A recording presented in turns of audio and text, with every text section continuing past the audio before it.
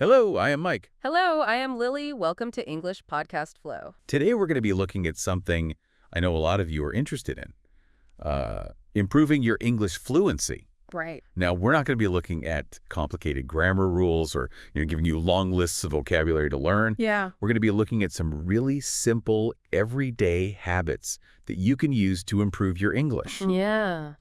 We're going to see over time how those simple habits can really transform your ability to speak and understand English with confidence and ease. You're absolutely right. It appears that it's not about cramming information or, spending hours and hours in a classroom. It's more about weaving English into kind of the fabric of your everyday life and making it a natural part of your routine. It's like building a muscle. You wouldn't go to the gym once a month and expect to be, ripped. You have to consistently go. Yeah.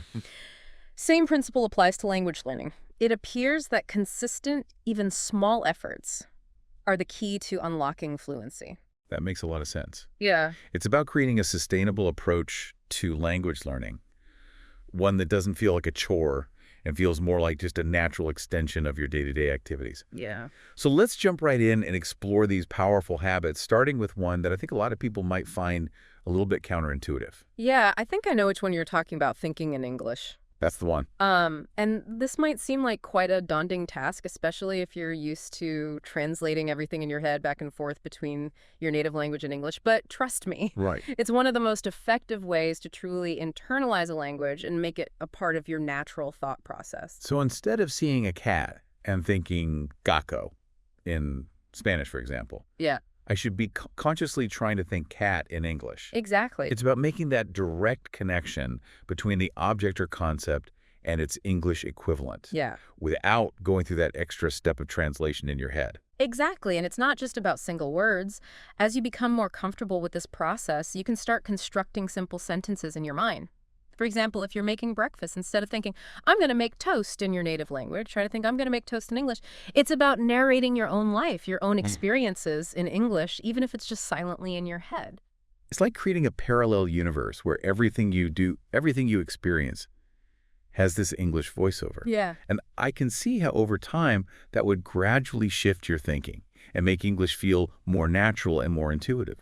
Precisely. And as you practice this habit, you'll find that thinking in English becomes less of a conscious effort and more of an automatic response.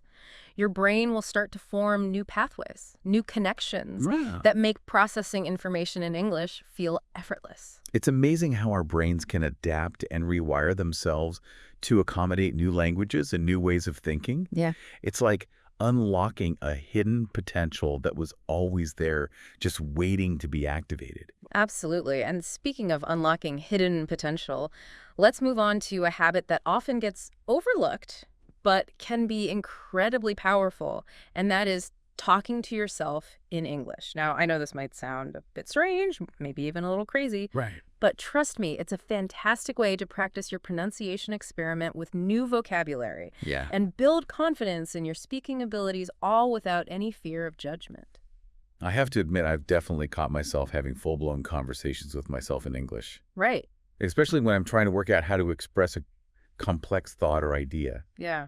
But I usually do it in the privacy of my own home where nobody can see me doing it. And that's perfectly fine. The beauty of talking to yourself is that it provides you with this safe and private space to practice without the pressure of an audience. You can try out different intonations. You can experiment with different accents. You can even sing along to your favorite English songs. All without worrying about making mistakes or sounding silly. It's like having a personal language coach available 24/7. But without the awkward silences or the pressure of a formal lesson. You can literally talk about anything from the mundane details of your day to your deepest philosophical ponderings, all in English. Exactly. You can narrate your daily activities. You can practice giving presentations to an imaginary audience. You can even have pretend conversations with your favorite celebrities. It's about using your imagination, embracing the silliness, and having fun with the process. It's about making English a playful and engaging part of your life rather than something that you have to force yourself to do. I love that. Absolutely. And speaking of making English a part of your life, let's move on to another incredibly powerful habit, and that is listening to English every day. Now, this might seem like a no-brainer, but a lot of language learners underestimate the power of passive listening. It's not just about actively listening in a classroom setting or, focusing intently on every word of a podcast. It's about surrounding yourself with the sounds of English, Right. even if you're not fully paying attention. So we're talking about creating an immersive environment where English is constantly present, even if it's just in the background. Yeah. It's about making English a part of your auditory landscape, just like the sounds of traffic or the chirping of birds or the hum of your refrigerator. Precisely. You can listen to English music while you're commuting. You can watch TV shows or movies with English subtitles. You can even have English podcasts playing in the background while you're cooking or cleaning. It appears that the key is to make it a consistent part of your routine, even if you're not actively trying to learn. It's like soaking up the language through osmosis. Your brain will naturally start to pick up patterns, recognize words and phrases, and even develop an intuitive sense of the rhythm and intonation of English speech. Exactly. And as you continue to expose yourself to English in this way, you'll find that your listening comprehension skills improve naturally, even without conscious effort. It's like training your ear to become attuned to the nuances of the language, those subtle shifts in tone and pronunciation that convey meaning and emotion. It's amazing how our brains can process and absorb information even when we're not fully focused on it. Yeah. It's like learning while you sleep, except in this case, you're learning while you live your life. Exactly. And the more you expose yourself to English in this way, the more familiar and comfortable it will become. It's like building a foundation for fluency, brick by brick, without even realizing it. It's a brilliant way to make language learning a natural and enjoyable part of your everyday life, rather than something that you have to force yourself to do. And speaking of making language learning enjoyable, let's move on to a habit that I know a lot of people find incredibly rewarding, and that is reading something in English every day. Ah, yes, reading. It appears that this is one of the most effective ways to expand your vocabulary, improve your grammar, and gain a deeper understanding of the nuances of the English language. And the best part is, it doesn't have to be a chore. You don't have to tackle Shakespeare or James Joyce to reap the benefits of reading. So we're not talking about forcing ourselves to read classic literature that we don't enjoy or understand. Not at all. The key is to find reading materials that genuinely interest you. Whether it's news articles, blog posts, short stories, or even social media captions, the goal is to make reading a pleasurable experience, something you look forward to rather than dread. It's about finding your niche, your literary sweet spot, and indulging in it on a regular basis. It could be anything from fashion magazines to science fiction novels to cookbooks. Exactly. Whatever sparks your curiosity and keeps you engaged. As you read more and more, you'll find that your vocabulary grows naturally, your grammar skills improve, and your overall understanding of the English language deepens. It's like building a mental library, filling it with words and phrases that you can then use in your own speaking and writing. It's like training your brain to recognize and process English in a different way, to see the patterns and the structures that make up the language. And the more you read, the more effortless this process becomes. Absolutely. And as your reading skills improve, you'll find that you can tackle more challenging materials, explore different genres, and expand your horizons even further. It's a journey of discovery, a constant exploration of the vast and fascinating world of English literature. It's amazing how reading can open up so many doors, not just in terms of language learning, but also in terms of personal growth and intellectual stimulation. And speaking of opening doors, let's move on to the final habit in our arsenal of fluency-boosting strategies, and that is speaking with real people. Ah, yes, the ultimate test of fluency. Right. The real-world application of all that practice and hard work. Speaking with real people can be nerve-wracking, especially if you're not used to it.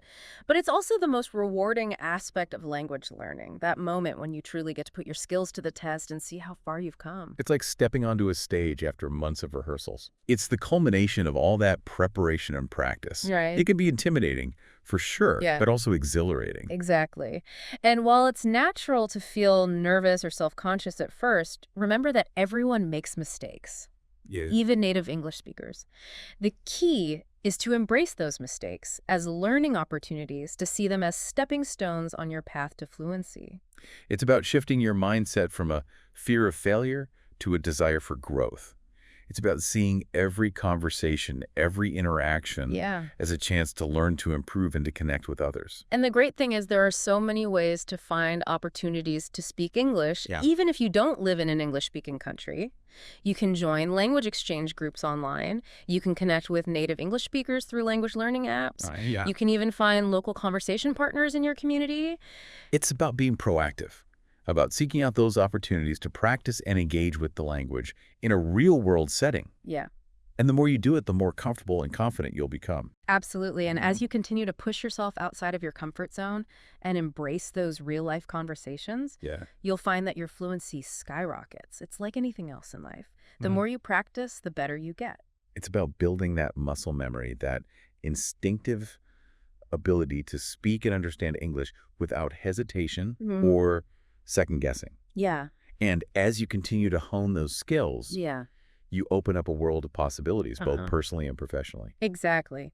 Fluency in English can unlock doors to new careers, new relationships, new experiences. It can empower you to travel the world, connect with people from different cultures, and broaden your horizons in countless ways. It's about so much more than just learning a language. It's about expanding your world, enriching your life, and becoming a more confident and capable communicator. Absolutely. It's like each conversation is a little building block adding to the foundation of your language skills, making you a stronger and more confident communicator. It's that sense of accomplishment. You know, that feeling of, hey, I actually understood what they said and I was able to respond.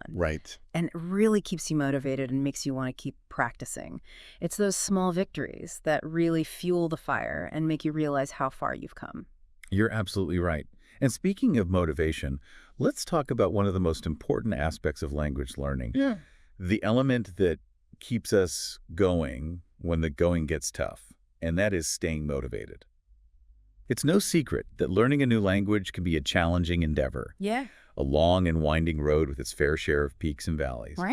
There will be days when you feel like you're conquering the world, mastering new grammar concepts, and effortlessly stringing together complex sentences. And then there will be days when you feel like you're back at square one, struggling to remember basic vocabulary and fumbling through even the simplest of conversations. It's that roller coaster of emotions, that constant ebb and flow of confidence and self-doubt that can make language learning feel like such a daunting task. You start questioning your abilities and wondering if you'll ever truly achieve fluency, and if all this effort is even worth it. It appears that it's perfectly normal to experience those moments of doubt, to feel frustrated or discouraged when progress seems slow or non-existent. But the key is to remember that every language learner goes through those ups and downs. It's all part of the process. And the most important thing is to find ways to stay motivated, to keep that fire burning, even when the winds of self-doubt are trying to extinguish it. So what are some practical strategies, some tangible tools that we can use to keep that fire burning, to reignite that passion for language learning when it starts to fade? How do we push through those moments of frustration and come out stronger on the other side? One of the most effective strategies is to set realistic and achievable goals. It appears that it's about breaking down that overwhelming goal of fluency into smaller, more manageable milestones.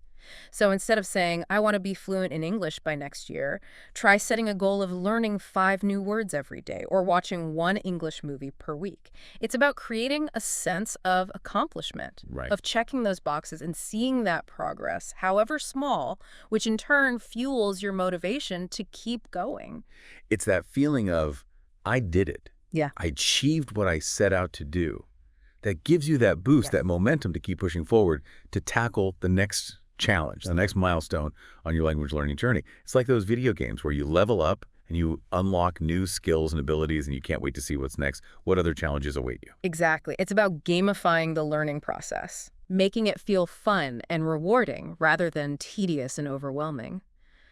And another crucial aspect of staying motivated is to find ways to make language learning enjoyable. If you're constantly forcing yourself to study in ways that feel boring or uninspiring, it's only natural for your motivation to dwindle. It's like trying to force yourself to eat broccoli when all you really want is pizza. Exactly. You might choke it down out of a sense of obligation, but you're not going to savor it. You're not going to enjoy the experience, and eventually you're just going to rebel and reach for that pizza anyway. Precisely. So it's about finding those language learning activities that feel like pizza. Right. Those activities that spark your interest, that make you forget that you're even studying. Yeah. If you enjoy watching movies, watch English movies with subtitles. If you love listening to music, listen to English songs. If you're a foodie, try cooking English recipes. The possibilities are endless. It's about turning language learning into a personalized adventure, a journey of exploration and discovery that's tailored to your interests, your passions, your unique personality. It's about making English a part of your life, not just a subject you study. Absolutely. And as you start to see the progress you're making, as you experience the joy of understanding and speaking English in real-world situations, right, your motivation will naturally increase. It's a positive feedback loop. The more you learn, the more motivated you become. And the more motivated you become, the more you learn. It's that snowball effect, that momentum that builds and builds as you gain confidence, as you see those tangible results of all your hard work. It's that feeling of, I can do this. I am becoming fluent in English. That propels you forward, that makes all those challenges and setbacks worth it in the end. Exactly. And speaking of challenges and setbacks, let's address another common obstacle that many language learners face, and that is the fear of making mistakes. It's that nagging voice in the back of our heads that whispers, what if I say the wrong thing? What if people laugh at me? What if I sound stupid? Yeah. It's that fear of judgment, of looking foolish that can paralyze us. That can prevent us from speaking up, from taking risks, from truly immersing ourselves in the language. It's like that feeling you get when you're about to give a presentation in front of a large audience. Your palms get sweaty, your heart starts racing, and your mind goes blank. You're so worried about making a mistake, about saying the wrong thing, that you forget everything you were supposed to say. It appears that it's a perfectly natural response. Studies show that our brains are wired to avoid situations that could potentially lead to embarrassment or social rejection. Right. But the problem is that this fear of making mistakes can become a self-fulfilling prophecy. If we're constantly worried about saying the wrong thing, we're less likely to speak up at all. Which in turn prevents us from getting the practice we need to improve our fluency. It's like a vicious cycle. The fear of making mistakes leads to less practice, which leads to more fear, which leads to even less practice, and so on and so forth. Exactly. So how do we break free from this cycle? How do we overcome that fear and embrace those inevitable mistakes as stepping stones on our path to fluency? It sounds like a monumental task, like facing down a giant fire-breathing dragon. Like. But I'm guessing there's some strategies, some weapons in our arsenal. That can help us slay that fear and emerge victorious on the other side. Absolutely. And one of the most effective weapons is a simple shift in perspective. Instead of viewing mistakes as failures, we need to start seeing them as opportunities for growth, as valuable feedback that can help us improve our language skills. It's like that saying, you can't make an omelet without breaking a few eggs. In other words, you're going to make mistakes. You're going to stumble. You're going to have moments where you just can't find the right words. It's all part of the process. Exactly. And instead of beating yourself up over those mistakes, try to embrace them as opportunities to learn. When you make a mistake, take a moment to analyze it. What went wrong? What could you have done differently? How can you avoid making the same mistake in the future? It's like turning those mistakes into little mini lessons. Little nuggets of wisdom that can help us refine our language skills and become more fluent over time. Precisely. And remember, everyone makes mistakes. Even native English speakers stumble over their words, mispronounce things, and occasionally say things that make them cringe. It's all part of being human. It's about giving ourselves permission to be imperfect, to acknowledge that we're all learning, and to embrace those imperfections as part of the journey. It's about letting go of that need for perfection and focusing instead on progress, on those small steps forward that eventually lead to fluency. Absolutely. And speaking of progress, let's talk about another crucial aspect of language learning, and that is the importance of finding the right resources and support system. It's no secret that learning a new language can be a challenging endeavor, a journey that's often fraught with obstacles and setbacks. And while it's certainly possible to learn a language on your own, having the right resources and a supportive community can make all the difference in the world. It's like trying to climb a mountain without a map, a guide, or any proper gear. You might eventually reach the summit, but it's going to be a much more difficult and treacherous journey. Precisely. So what are some essential resources that every language learner should have in their toolkit? Well, for starters, a good dictionary and grammar guide are indispensable. They provide the foundation, the building blocks upon which you can build your language skills. It's like having a blueprint, a set of instructions. that can help you navigate the complexities of the English language to understand its structure, its rules, and its nuances. Exactly. And in addition to these foundational resources, there are countless others available both online and offline. Language learning apps can be a great way to practice vocabulary, grammar, and pronunciation on the go. Online language exchange platforms can connect you with native English speakers from all over the world, providing opportunities for real-life conversations and cultural exchange. It's like having a whole team of language coaches and cheerleaders at your fingertips. Exactly. Ready to guide you, support you, and celebrate your successes along the way. And let's not forget the power of community. Joining a language learning group, either online or in person, can provide a sense of camaraderie, a shared sense of purpose, and a supportive environment where you can practice your skills, ask questions, and share your experiences with others who are on the same journey. It's like having a group of fellow adventurers all embarking on the same epic quest to conquer the mountain of English fluency. Exactly. You can share tips, offer encouragement, and celebrate each other's victories along the way. And that sense of community, that feeling of belonging, can make all the difference in the world when it comes to staying motivated, overcoming challenges, and ultimately achieving fluency. That's like that African proverb. If you want to go fast, go alone. If you want to go far, go together. I love that. In other words, having a supportive community can help you stay the course to keep pushing forward, even when the going gets tough. It truly is a remarkable journey, one that can transform not only our linguistic abilities, but also our perspectives or an understanding of the world and ultimately ourselves. You know, it's funny how we often approach language learning with this idea of, achieving perfection. This relentless pursuit of speaking without a single error, without a trace of an accent, as if we're aiming to become indistinguishable from a native speaker. It's a common misconception, this idea that fluency equals flawlessness. But in reality, it's often that very pursuit of perfection that becomes a stumbling block, a source of anxiety and frustration that can hinder our progress rather than accelerate it. It's like trying to sculpt a perfect statue out of marble. You're chipping away at every imperfection, every flaw, until all that's left is this cold, lifeless form. We lose sight of the beauty in the imperfections. The uniqueness that comes from embracing our own individual voice, our own distinct way of expressing ourselves in the language. You're absolutely right. It appears that it's not about erasing our accents or mimicking native speakers to the point of losing our own linguistic identity. It's about embracing those unique qualities, those subtle nuances that make our speech our own, that reflect our background, our personality, our journey with the language. It's about celebrating the diversity of accents, the richness of different pronunciations, the tapestry of voices that make up this global community of English speakers.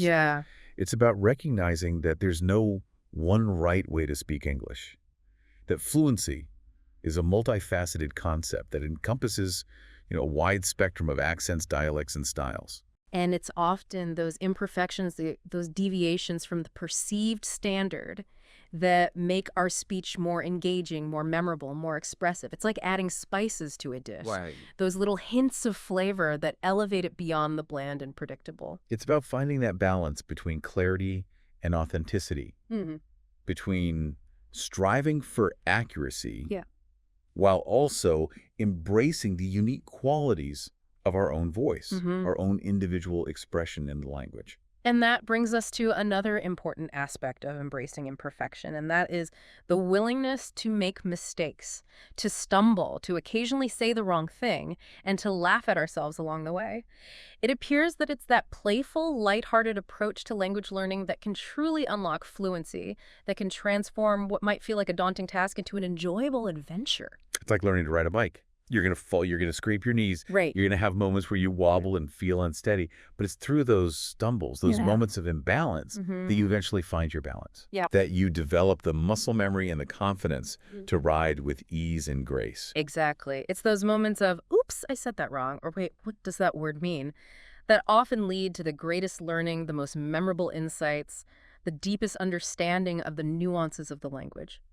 It appears that it's through making mistakes that we truly internalize the rules, that we develop that intuitive sense of what sounds right, what feels natural, what effectively conveys our intended meaning. It's about shifting our perspective from a fear of failure to a curiosity about exploration, from a need for perfection to a desire for discovery.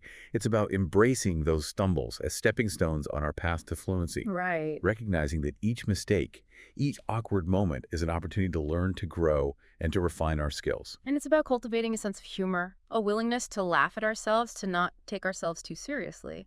It appears that it's that lighthearted approach to language learning that can make the journey so much more enjoyable. Right. That can transform what might feel like a chore into a playful exploration. It's like turning language learning into a game. Yeah. A fun and engaging challenge where the goal isn't just to win, Right. but to enjoy the process, to savor those moments of discovery, to celebrate those small victories along the way.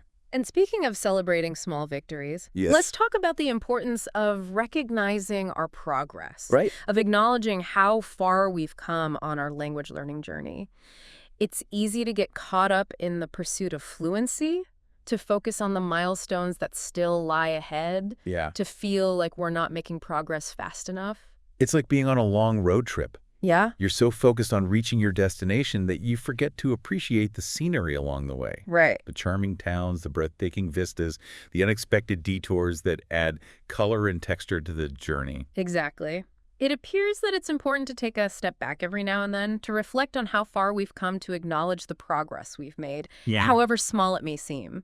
It's those small victories. Right. Those moments of, hey, I understand that. Or, wow, I actually said that correctly. Yeah. That fuel our motivation, that remind us why we embarked on this journey in the first place. It's like those photo albums that we pull out every now and then, Yeah. reminiscing about past vacations, past adventures, past milestones in our lives. Right. It's those reminders of how far we've come, of the experiences that have shaped us, that give us a sense of perspective, a sense of gratitude, a sense of accomplishment. And it's those positive emotions, that sense of pride and self-worth that can fuel our motivation to keep going, to keep pushing forward, keep striving towards our language learning goals. It's that recognition of our own progress, our own resilience, our own capacity for growth that can inspire us to reach new heights, to break through those plateaus, to achieve fluency and beyond. So as we wrap up this episode, let's take a moment to celebrate all of the amazing language learners out there. All of you who are embarking on this incredible journey of self-discovery, of expanding your horizons, of connecting with the world in a whole new way. To all of you who are embracing the challenges, the stumbles, the moments of imperfection, remember that you are not alone on this journey. Right. There's a vast and supportive community of language learners out there, all of us striving to reach our full potential, all of us cheering each other on. And to all of you who are celebrating those small victories. Those moments of progress, those breakthroughs that make this journey so rewarding. Keep shining your light, keep inspiring others, and keep believing in the transformative power of language learning. It's a journey that can enrich your life in countless ways. It can open doors to new opportunities, new relationships, new perspectives, and ultimately a deeper understanding of yourself and the world around you. So keep exploring, keep practicing, keep embracing those imperfections, and most importantly, keep having fun. Until next time, happy learning, everyone. If you enjoyed this episode, please like and subscribe. It really helps our channel grow and reach more English learners like you. By subscribing, you'll never miss a new episode, and by liking the video, you're letting us know you want more helpful content. Thank you for your support. It means so much to us.